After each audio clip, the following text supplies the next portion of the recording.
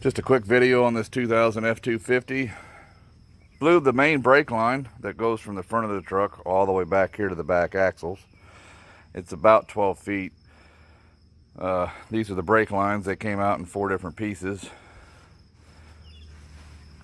I don't know if you go to dealership to get a replacement, I don't know what that would cost. I went to O'Reilly's and bought straight tubing pieces. I bought an 8-footer, a 4-footer, and this little 8-inch, and they're all 1/4 inch. The camera won't focus. There it goes. So I got the most of the brake line put back in. It starts from here. This is a factory joint.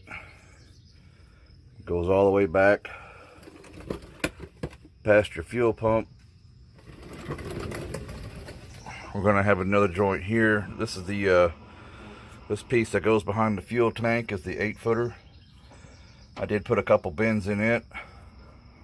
And then this piece here on the front side is the 4-footer.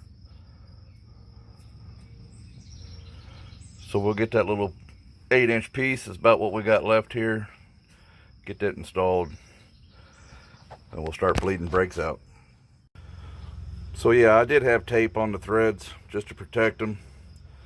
You'll also have to buy these couplers. They're very inexpensive, little brass. They're compression fitting couplers, so you can make this joint. So in my failure to pay attention to things, we had to run back to O'Reilly's and get another 8-inch piece, because one end, the threads and the nut was bigger than the other end. I overlooked that mistake. So now that we got everything back the right size, this is what we ended up with. Coupler, 8-foot piece or 8-inch piece, and another coupler. And we got pretty lucky, because all this is going to snap right back in their little holders where they belong. Just like that. I did have to put a little bit of a bend in this just to get this length right, because this one overlapped this 4-footer by about 1.5 inches or so. So we'll just put a little bend in here. Make sure that's away from the... and we're good to go. We'll start bleeding brakes now. So when you're bleeding brakes, you've had a major line fail, especially one that runs from the front of the truck all the way to the back. You want to start on the brake that is furthest away from your reservoir. So that's going to be your back passenger tire, or your back passenger brake. Number 10, I hope. Make sure. Yep, number 10. I did spray some PB Blaster on these earlier, so I hope they break loose pretty easily.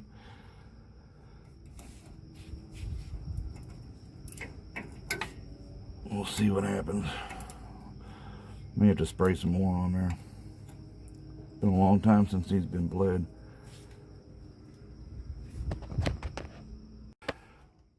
So I got my wife up in the truck, pushing and holding. We're going to release. The very first stream came out with solid stream. Don't let that fool you. There's going to be air in them lines. As you saw, the spurting the second time, that was the second release. You can see the oil down the ground down there.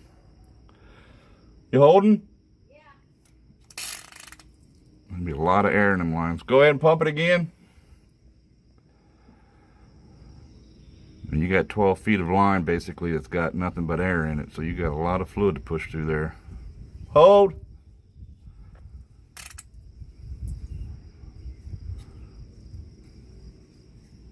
Pump it up again.